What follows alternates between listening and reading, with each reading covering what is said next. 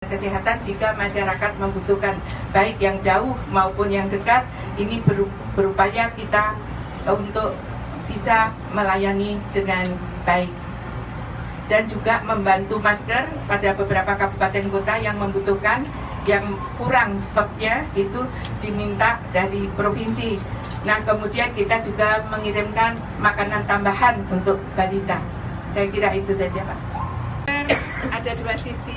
Ini sisi yang lebih kasar. Yang lebih kasar ini berada di luar. Kita pakai ininya menghadap ke bawah. Karena kalau menghadap ke atas dia akan menampung partikulat matter polutan tadi. Ya. Kemudian di sini ada ini kayak seperti kawat tipis ya. Ini dipakai di atas hidung. Mohon maaf Pak. Ini kita pegang di sini supaya pas. Kemudian kita pakai. Nah, yang di bawah kita tarik ke bawah. Yang lebih halus berada di dalam.